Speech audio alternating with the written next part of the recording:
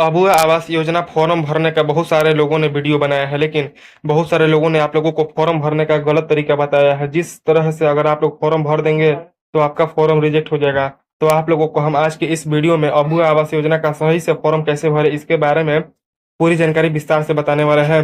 तो गाइज आप लोग इस वीडियो पर अंत तक बने रहिए, तथा फॉर्म आप लोगों को कैसे डाउनलोड करना है इसकी जानकारी हम आर्टिकल के अंत में, यानी इस वीडियो के अंत में बताने वाले हैं। तो इसके लिए आप लोग इस वीडियो को जरूर अंत तक देखिए। तो चलिए इस वीडियो को बिना देरी किए हुए शुरू करते हैं, और आप लोग को सही से फॉर्म कैसे भरना है, फॉर्म को जमा कहाँ से करना है, सभी जानकारी आप सभी को आज की इस वीडियो में हम बताएंगे। उससे पहले मेरे चैनल पर नए हैं तो गाइज आप लोगों से रिक्वेस्ट है कि आप लोग मेरे चैनल को जरूर सब्सक्राइब कर लीजिए।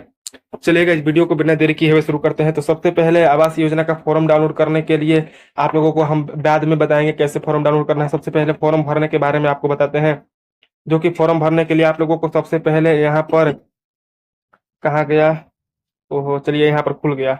यहाँ पर सबसे पहले आप लोगों को तिथि डाल लेना है। तिथि डाल लेने के बाद आप सभी लोगों को यहाँ पर आवेदन संख्या को लिख देना है। जैसे ही तिथि और आवेदन संख्या आप यहाँ पर लिख लेते हैं, उसके बाद आप लोगों को हम नीचे करते हैं क्या करना है। उसके बाद आप सभी लोगों को, और गाइज हम आपको बताना चाहेंगे कि आवेदन संख्या आपके पास नहीं होगा तो आवेदन संख्या को आपको छोड़ देना है। पहुंचे। उसके बाद आप सभी लोगों को यहाँ पर जिला का नाम अपना भर लेना है। जिला का नाम भर लेने के बाद आप लोगों को ब्लॉक का नाम भरना है, फिर पंचायत का नाम सही से भर देना है। सभी जानकारी को आप लोगों को हिंदी में भर देना है। गांव के नाम आप लोग यहाँ पर लिख लीजिएगा। उसके बाद जिन भी नाम से आवेदन करना चाहते हैं उनका नाम यहाँ पर आप लोगों को सही से लिख देना है। उसके बाद उनके पिता का नाम या उनके पति का नाम, अगर महिला होगी तो उनके पति का नाम लिखिएगा, अगर पुरुष होंगे तो उनके पिता का नाम यहाँ पर आप लोग सही से लिख लीजिएगा। यह सब लिख लेने के बाद आप सभी लोगों को यहाँ पर टिक कर देना है। जैसे कि अगर पुरुष आवेदन कर रहे हैं तो पुरुष टिक करना है, महिला कर रहे हैं तो महिला पर टिक करना है, और यहाँ पर आपको वह लिख देना है। उसके बाद आप सभी लोगों को नीचे आ जाना है। नीचे आने के बाद यहाँ पर अपना जन्म तिथि को सही से दर्ज करना है। जो भी आपका जन्म तिथि होगा वह जन्म तिथि को आप लोग लिख लीजिएगा। और जॉब कार्ड नंबर आपके पास होगा तो ठीक है, नहीं होगा तो कोई जरूरी नहीं है, नहीं भरिएगा। उसके बाद आप लोगों को यहाँ पर खाता संख्या को अच्छे से भर देना है। खाता संख्या भर देने के बाद आप लोग को बैंक का नाम यहाँ पर सही से भरना है। अब चलिए यहाँ पर बात करते हैं क्या भरना है, आपका क्या कैटेगरी है। जैसे कि आपका जनरल कैटेगरी है कि ओबीसी कैटेगरी है कि एससी एसटी कैटेगरी है, यह आप लोगों को भर देना है। उसके बाद आपका कितना उम्र हो रहा है यहाँ पर भर देना है। उम्र भर देने के बाद आप लोगों को यहाँ पर अपना आधार नंबर सही से भर देना है। आधार नंबर भर देने के बाद बैंक के पासबुक पर आपका आईएफसी कोड लिखा होगा, वह आईएफसी कोड को यहाँ पर आप सभी लोग दर्ज कर दीजिएगा। उसके बाद मोबाइल नंबर को यहाँ पर आप लोगों को सही से लिख देना है। मोबाइल नंबर आप लोग जैसे ही सही से लिख लेते हैं, उसके बाद आप सभी लोगों को यहाँ पर नीचे आने के बाद मुखिया का नाम लिखना है। यहाँ पर मुखिया का नाम लिखना है, फिर यहाँ पर नाम लिखना है आप लोगों को, पिता का नाम, और उसके बाद चलिए बताते हैं क्या लिखना है। फिर यहाँ पर आप लोगों को माता का नाम लिखना है, और यहाँ पर जन्म तिथि लिखना है। उसके बाद आवेदक के साथ संबंध क्या है वह आप लोगों को यहाँ पर अच्छे से लिखना है। जो कि आप लोगों को परिवार की विवरण लिखना है। शुरू में मुख्य का नाम, उसके बाद परिवार में जितने भी विवरण होंगे जैसे बेटा बेटी पति जो भी होगा वह सभी का यहाँ पर विवरण लिखना है। उनके पिता का नाम, माता का नाम, जन्म तिथि और आवेदक से संबंध क्या है। जैसे लड़का होगा तो लड़का लिखना है, पति होंगे तो पति लिखना है, यह सभी जानकारी भर देना है। उसके बाद चलिए अब हम बात करते हैं कि आप लोगों को क्या भरना है नीचे में। तो यहाँ पर सबसे पहले आप सभी लोगों को यहाँ पर हम आ जाते हैं, यहाँ पर खोल लेते हैं। यहाँ पर आ जाने के बाद आप लोगों को लिखना है यहाँ पर आय का स्रोत, मतलब कि आप किस चीज से आय आता है आपके पास। जैसे कि किसान आप होंगे तो यहाँ पर किसान लिख दीजिएगा। उसके बाद आपका वार्षिक आय कितना है यह जानकारी आपको लिखना है। वार्षिक आय जैसे ही लिख लेते हैं, उसके बाद आप लोगों को यहाँ पर टिक करना है। अगर आपके पास आवास है तो आप लोगों को नहीं पर टिक करना है। अगर आवास नहीं है यानी आवास विहीन है तो हाँ पर आप लोगों को टिक कर देना है। कच्चा आवास होगा तो हाँ पर टिक करना है, नहीं तो नहीं पर टिक कीजिए। अगर हाँ तो आवास में कितने कमरे हैं, अगर आपके पास आवास है तो कि जितना कमरा है उतना यहाँ पर दर्जन लिख दीजिएगा। जैसे मान लीजिए कि मेरे पास 5 कमरा है तो 5 कमरा हम लिख देते हैं। उसके बाद पक्का आवास है कि नहीं, होगा तो हाँ लिख दीजिएगा, नहीं होगा तो नहीं लिख दीजिएगा। उसके बाद आप लोग अगर पक्का आवास होगा तो उस आवास में कितना नंबर है, मतलब कि कमरा का, वह आप लोग यहाँ पर सही से लिख दीजिएगा। अब चलिए बात करते हैं कि आप लोगों को कौन कौन सा जानकारी लिखना है। नीचे आइएगा आप लोग तो यहाँ पर आप लोगों को देखिए क्या लिखा है, आवास बनाए जाने वाली जमीन का विवरण। आवास आखिर कौन बनाया है उसकी जमीन का विवरण लिखना है, मतलब कि आवास बनाए जाने वाली जमीन का विवरण।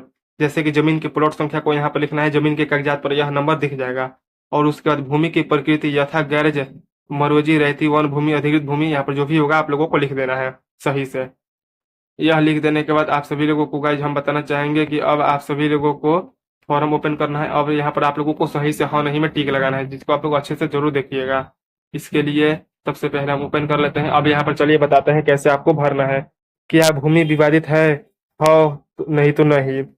क्या आपका आदमी जनजाति है, अगर होगा तो हाँ लिखना है, नहीं तो नहीं पर टिक कर देना है। उसके बाद देखिए क्या लिखा है, क्या कानूनी तौर पर रिहा किया गए बंधुआ मजदूर है? अगर हाँ तो हाँ पर, नहीं तो नहीं पर।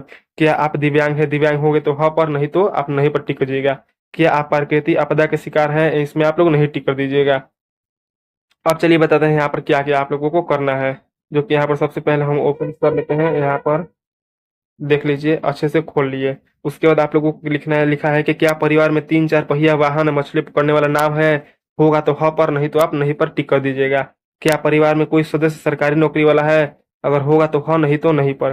क्या परिवार का कोई सदस्य चुनाव द्वारा जनप्रतिनिधि चयनित है? अगर आपके घर में कोई भी व्यक्ति चुनाव में रह रहा होगा तो हाँ पर करना है, नहीं तो आपको नहीं पर टिक कर देना है। क्या परिवार का कोई सदस्य आयकर दाता में है?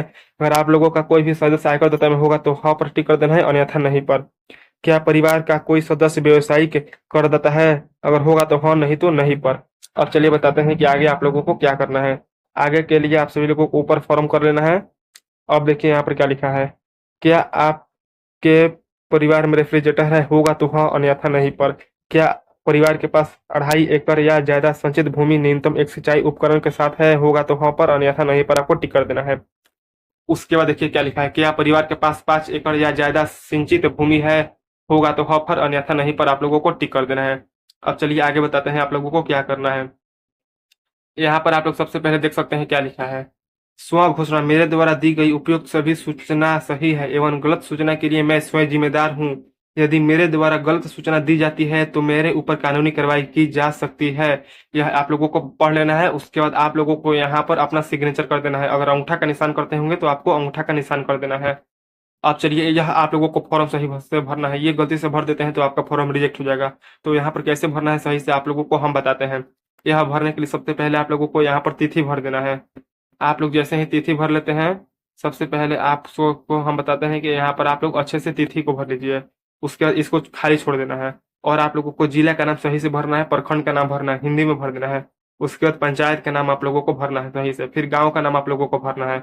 यह भर लेने के बाद लाभुक के नाम, यानी जिनका नाम होगा, जिनके नाम से फॉर्म अप्लाई कर रहे होंगे, उनका नाम को आप लोगों को अच्छे से भर देना होगा और उनके पिता या पति का नाम भर देना है। फिर जो भी आपका कैटेगरी होगा वह कैटेगरी पर आप लोग टिक कर दीजिएगा। इस प्रकार से आप लोग फॉर्म को आसानी से भर देते हैं। अब चलिए बात करते हैं कि आखिर आप लोगों को यह फॉर्म को डाउनलोड कैसे करना है।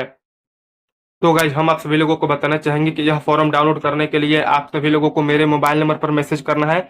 वह मोबाइल नंबर वीडियो के डिस्क्रिप्शन बॉक्स में हम दे दिए हैं या कमेंट बॉक्स में पिन कर दिए हैं। वह मोबाइल पर मैसेज करते ही डायरेक्ट फॉर्म का पीडीएफ लिंक आपको हम दे देंगे और आप लोग फॉर्म का प्रिंट आउट निकलवा कर फॉर्म भर दीजिएगा।